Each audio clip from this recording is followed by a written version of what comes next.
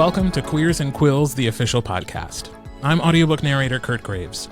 Every episode, I invite an attending author or narrator to join me for a one-on-one conversation about their lives and their art, so attendees and readers from across the world can get to know them not only as professionals, but as people. Joining me today is author Alethea Faust. Alethea is a writer of kinky, queer, erotic, epic fantasy. Things you can expect to find in their works are risk-aware, consensual kink, hard BDSM, non-toxic masculinity, kind and emotionally mature adults, and a lot of butt stuff. Finally, somebody said it.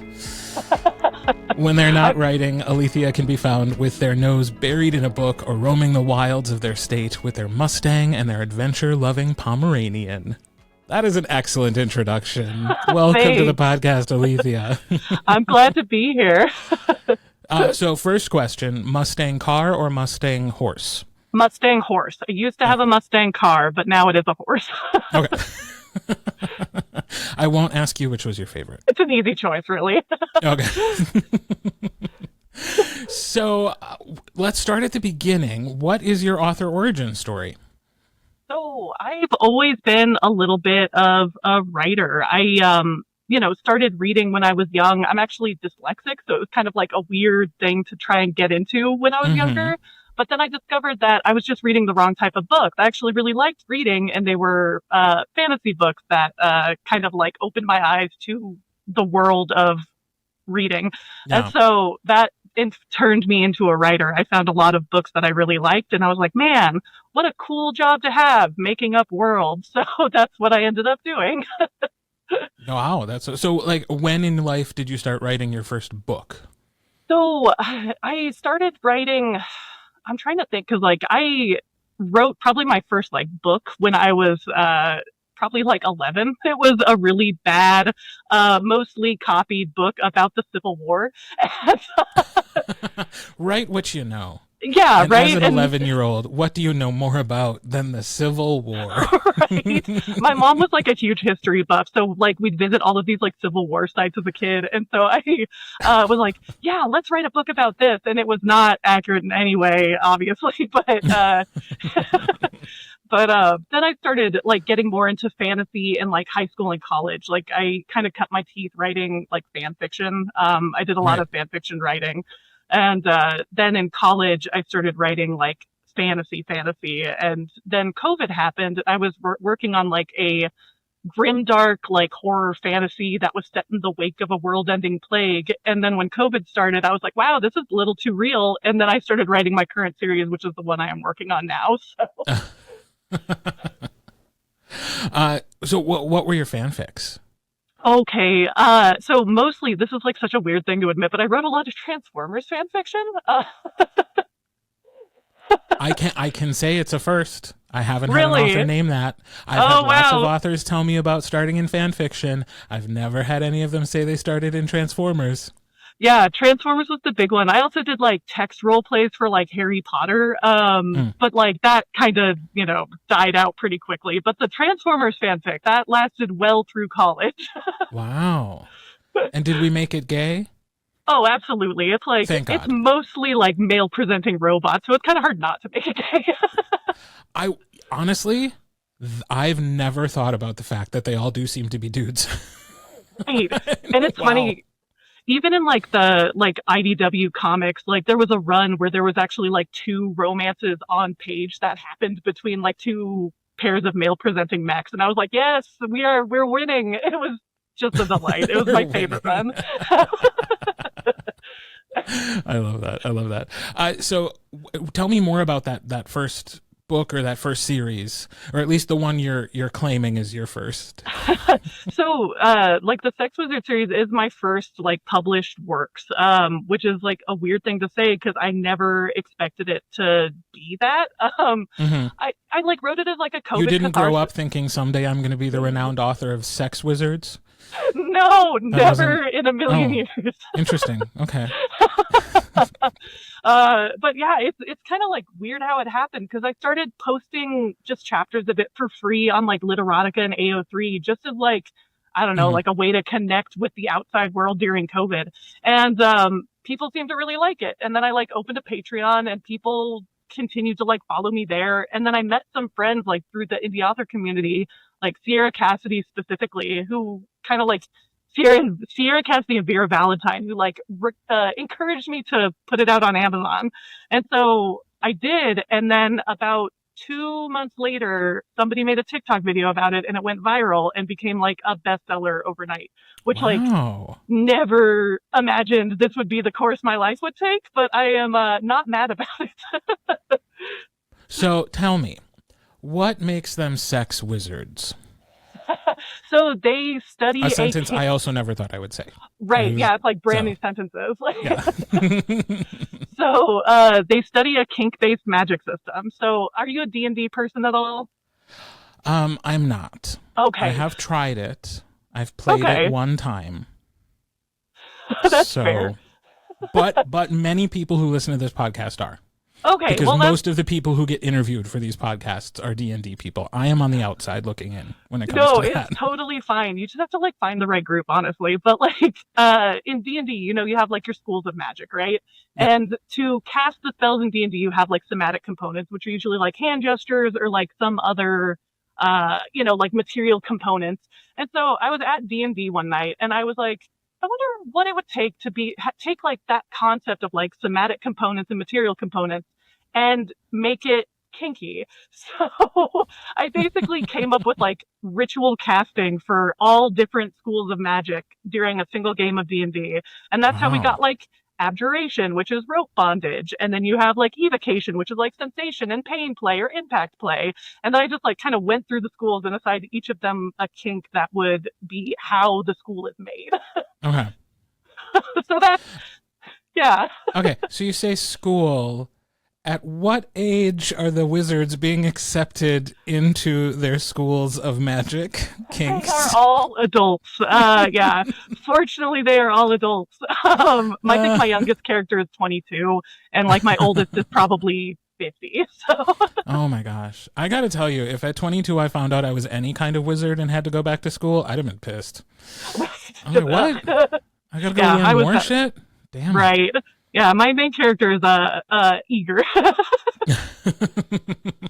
Okay, I have logistical questions about this magic system. Okay. So, is it that the kink magic like charges them, or like when the monster is charging at them, they have to start having sex in order to repel them out? No. Okay. So you have this magical stone called Magaline, and it is the only material in this world that is capable of storing magic. And so what they do is they have these beads or rings that you can use in various ways, and then they charge those items while doing the deed, and then they can store those, and they have like a necklace that they wear that they carry with them, and they can release the spells after the fact. Great. So when you said beads, I was going to ask, is it like beads on a necklace, or? I mean, you could put them other places too. Great. Good. Same with the rings, this is going honestly. Great. I'm loving this. This is so much fun. It's such a ridiculous concept, but like, I don't know how 4 to 5 books later, it still is like held up as well as it has. Like I said, never expected this series to consistency, right? Like as long as you're consistent with a magic system, you can make it work. Right. And that's kind of been like the later half of the series of like taking this kind of ridiculous concept and seeing how far I can push it. So now writing book 5, it's getting very, very fun. I love that. And like just from a marketing perspective, like I'm never going to forget that you're the author of the Sex Wizard series. I will take that with me, It's funny because like that's the title that I gave it as just like a joke on AO3 and Literotica, and I was like, I can't change it. It's got to stay. No. Well, and like I used to do some marketing and graphic design, and like the thing they constantly beat into you is like just say what it is. Like don't be clever. Like because when you try, and that was always my problem is I wanted to be clever, and I always had to be reminded to like, well, just say what it is, and like that it's good marketing. You're saying what it is. it gets right to the point. And like, Yes. yeah, there's sex and there are wizards. Those are two Yeah. things you are guaranteed to find.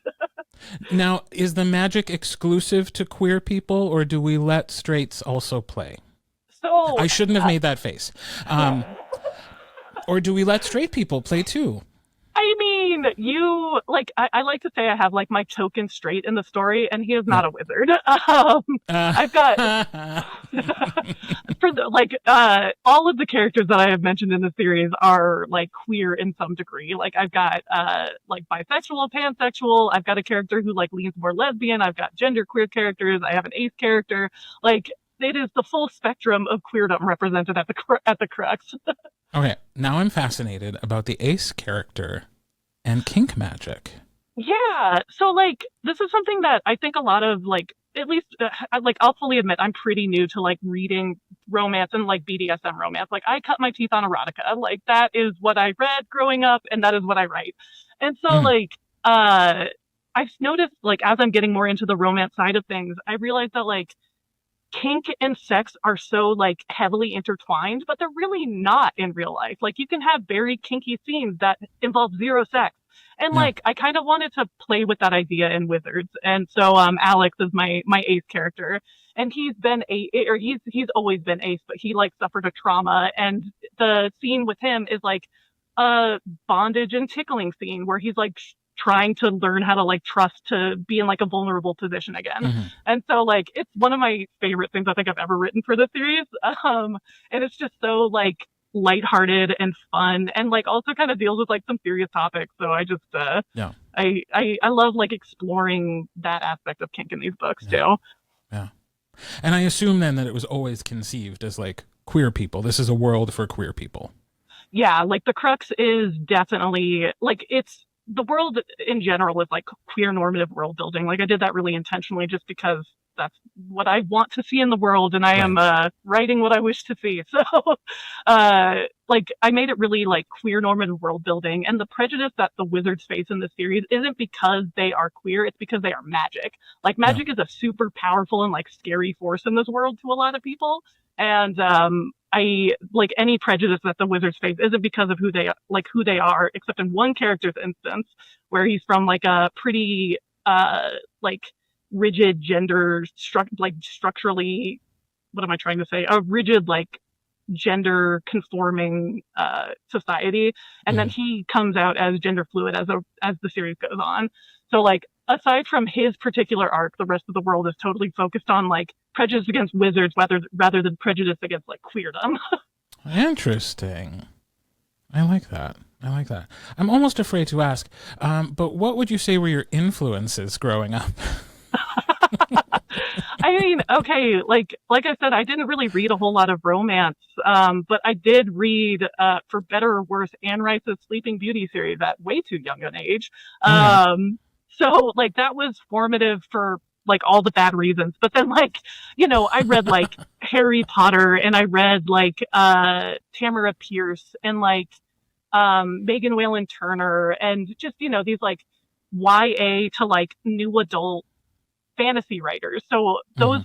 those were like the writers that I wanted to be when I grow up. Like Tamara Pierce in particular, Megan Whalen Turner, and now like more recently, N.K. Jemisin has been like a huge Oh like gosh. world building influence. She is just incredible with what she does with world building. Yeah, So absolutely. And some lovely queer representation in her books as well. oh, absolutely. Like I there's this conference that I've been going to for many years. It's taken like a break, but it's like a book conference specifically geared towards like women and non-binary folks, specifically people of color in like fantasy and speculative works. And I got Hmm. to meet N.K. Jemisin at that conference a few years ago. And Wow. like hearing her give a talk on world building was like eye-opening. The way her mind works is just fascinating. So Yeah. Yeah. Very, very cool. Uh, so, I mean, I feel like we've covered it, but just in case I didn't ask the right questions, if somebody was coming to your work for the first time, where would you say start here? I would say definitely start with initiation. It is an intro for the main character, and through him you get to see the rest of the world laid out. And it's fun and like lighthearted for the most part. It's just kind of like a kinky explorative romp in a fantasy setting. So Yeah. definitely check out Initiation. Yeah. Is it like Harry Potter in that like the main character doesn't understand that the world even exists and he's being opened up to a new, or is it like everybody knows about the wizards So and they're over there my doing their character, thing? so Dom is from like a pretty rural town, and so like like his whole origin is like he's like a forest guide, and he helps this wizard cross through the mountain range to like get to this country on the other side. And through the course of this, he ends up sleeping with her, and she tells him he has magic, and then he reports to the Crux, not really understanding how it's made. But like he's heard rumors, like everybody kind of knows like rumors of how it's made. A lot of them are false. So Dom comes in with a lot of like preconceived notions as to what magic is, and most of them are wrong. Yeah. I love that. I love that. All right. I've invited you here to play a game. Oh, Are you excellent. ready? I love games. I'm so ready. Right. So the rules of our game are simple. So I have a deck of cards, and on each card is a question. The questions aim to learn more about you. Some are biographical, some are hypothetical, some are just plain silly. But I will not be picking which questions you will answer. Fate's going to do that for us. I will deal 3 cards every round. You choose one. Whatever card you pick, you are agreeing to answer, with a couple of exceptions. So if a question comes along that you don't want to answer, you have 2 opportunities to switch things up. You can turn the tables on me one time, forcing me to answer the question, or you can also discard a personal question in favor of answering a bookish question from the white deck. But only one card gets dealt, and you have to answer it. Okay, sounds good. Sounds good. All right, here we go. Round 1. Card 1, card 2, or card 3? Let's do card 3. All right. If you could change one thing about yourself, what would it be? I would give myself better hips and back. My hips and back hurt all the time because I ride horses and did martial arts as a kid, and it is catching up to me in my mid-30s. Yep. I hear that. Not the martial arts or the horse riding, God no. But just, generally body stuff. Got it. Right. Yep. Aging in general. Awful. All right. Card 1, 2, or 3? Let's do card 2. Okay. What do you consider the most overrated virtue? The most overrated virtue? Oh. God, my mind immediately went to the vices, and I was like, wait, what are the virtues? Do I need to give you a few minutes to do some research? Yeah, right. Like, let me do some Googling. I would probably say, is it modesty? Is that one of the virtues? Mm-hmm. Okay, yeah. I feel like modesty is fully overrated because it just suppresses who you are as a person. Like, live your weirdest self. Like, fuck what other people think. What? Love Sorry, that. I didn't ask if I'm allowed to swear or not. Yeah. Oh, God, yeah. Okay, good. Yeah. I would never make a podcast that doesn't have the little explicit E on it. Okay, Apple. thank God. Like, Yeah, there's no way. Good, then fuck modesty. Yep. I was going to say, you think we talked about sex wizards for 10 minutes and we're going to have a problem with the F word? Valid, all right. All right. All right. Card 1, card 2, or card 3? Let's do card 1. Well, this one's personal. Oh, all right. When were your parents most disappointed in you? Probably when my mom found out what I was writing. She is one of those modest people, and I think the idea of me writing like erotic fantasy kind of freaked her out a little bit. She even gave me like the "be careful" warning, and it's like, what should I be afraid of right now? Yes. Yeah. Honestly, though, like if that was it, you were on a pretty good streak. It could have also been when she found out that I had snuck to Denver to go see like a Gogo Bordello show and like didn't tell her. That also was like a thing when I was younger. Right. Yeah. Was not stoked about that either, especially when she found out. Let's not start mining this because we could probably come up with a lot of things. Yeah, I guess that's true. Think back to all the troublesome high school years. Yeah, right. And let's definitely not ask her. No. I don't want to know. Right. Yep. All right. Card 1, 2, or 3? Let's do card number 2. What's the grossest thing you've ever seen someone do in public? Oh, gosh. Okay, so like, I was in Italy and I was on their like public transportation. I was on a bus with some friends. How did I know public transportation was going to be a part of this answer, no matter what? It's always got to be public transportation. And like, don't get me wrong, I love public transportation. I love the service, Yes. but it does bring out the weirdest in people. And this guy, this like really greasy looking guy, like sidled up to my friend and just like started like doing like the rub on her. And it was like, we ended up like shoving him off, and it was just like the grossest, like, she's 17, my guy, like, go away, go anywhere else. Yeah. So yeah, that's definitely up there as one of the grossest things that I've seen on public transportation. I believe it. And yet, sadly, so believable. And like, unfortunately common. Yeah. Oh, bummer. Yeah, all right. Bummer. Card 1, card 2, or card 3? Let's do card 3. Okay. Is cereal soup? Why or why not? Cereal soup?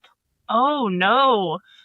Oh, geez. I would say it's more of a ceviche because it's cold. Okay. But yeah, a ceviche is a soup, yeah. Yeah, exactly. Like, I think it could be construed that way. You are adding things to a base, and then you are eating it cold. So yeah, going with ceviche. Yeah, there are many cream-based soups. Exactly. So you heard it here first. So if there was a cereal based on the Sex Wizards book, oh god, and it was like a Lucky Charms situation, what would the little marshmallows be? I feel like they would have to be like the Mageline rings that they use, just like little marshmallow Mageline, because like they're kind of rainbow colored in the books, and I feel like the rainbow colors of Lucky Charms would really, Okay.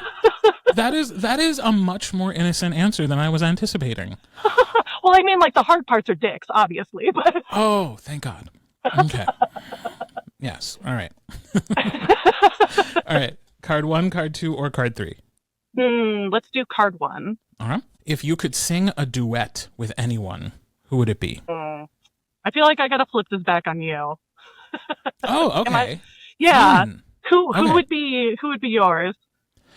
Oh, okay. So there's some things I have to consider. Like, do I want to go for a singer that I like super admire? Because, like, if they're great and I'm just good, do I want that in the world? Do you want that, like, hanging, that pressure? Right. So is it more about getting to meet one of my heroes and have a cool experience with them? Right. Or is it about having, and because everything's documented now, like someone somewhere is going to be recording this happening. Do I need to pick somebody who I can like, I can keep up with? Right.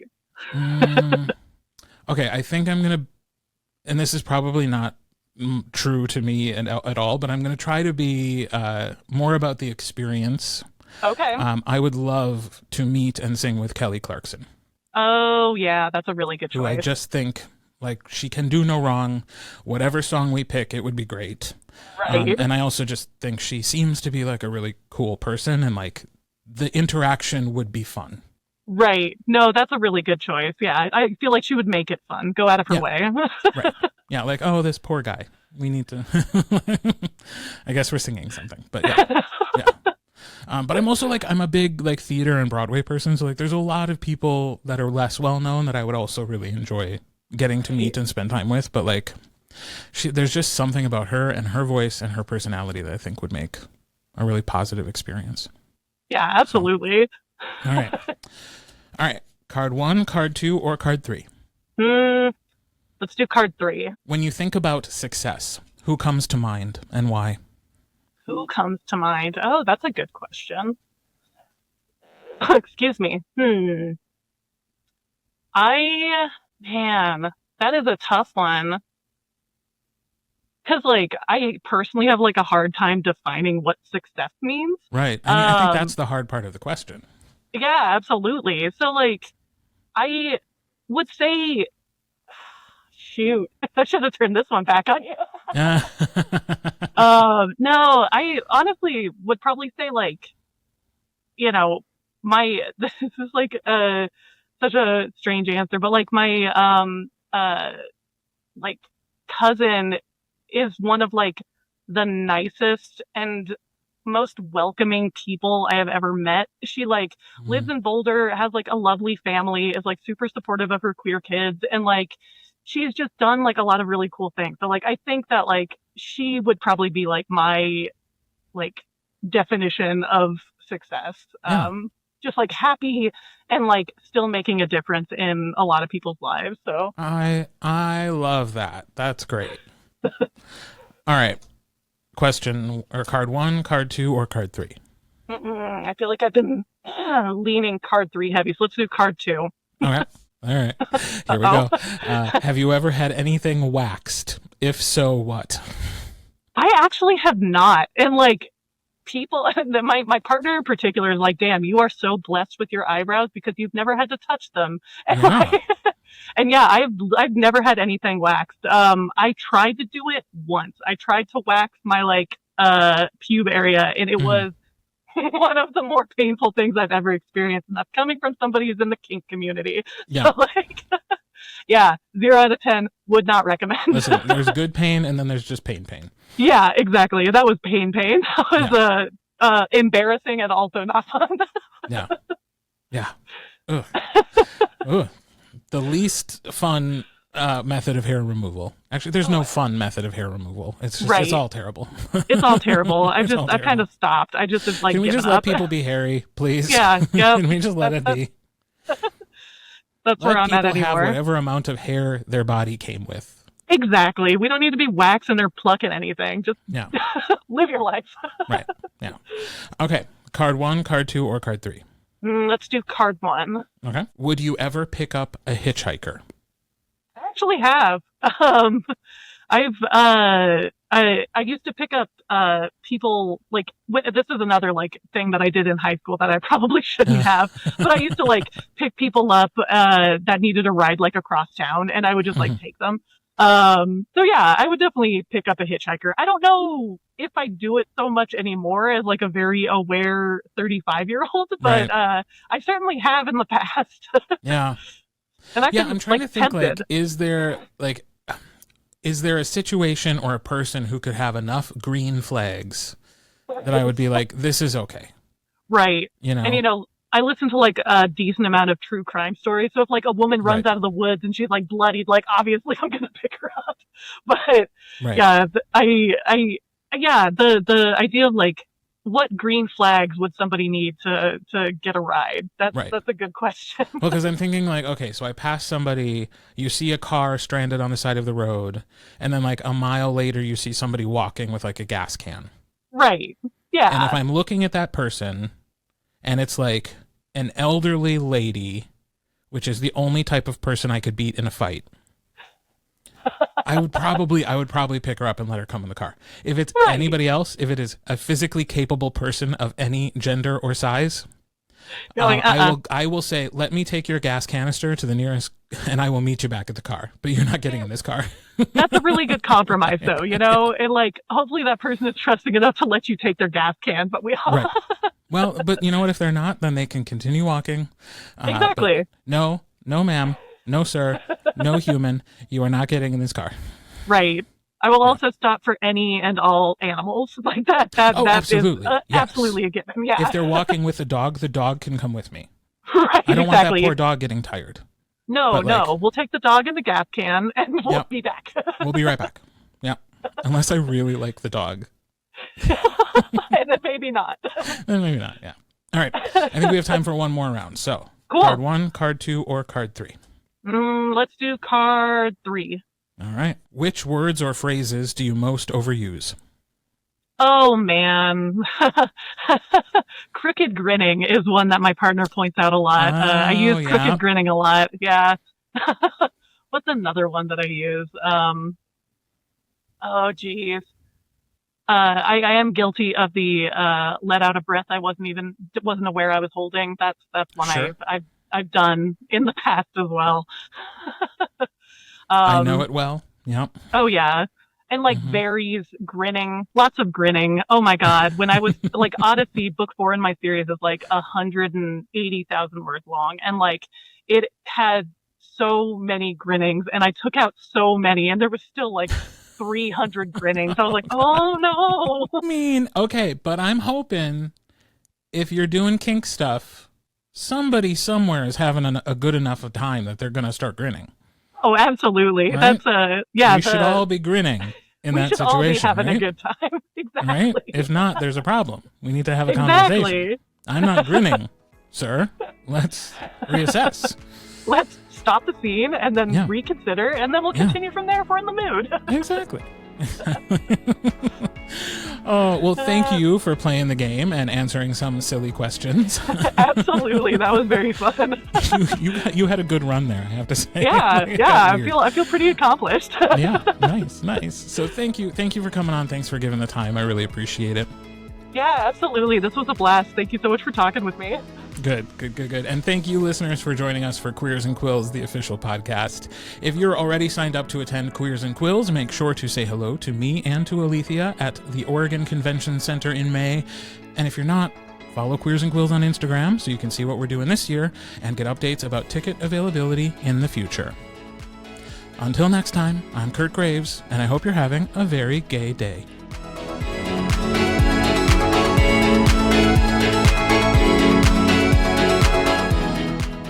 Queers and Quills, the official podcast, is produced and hosted by Kirt Graves, in coordination with Mahogany Mail and Marley Valentine. All copyrighted material is shared with permission. Music and sound effects are licensed through Storyblocks Audio. All opinions shared are those of the individuals and do not reflect the positions or policies of any company or organization with which they happen to be associated.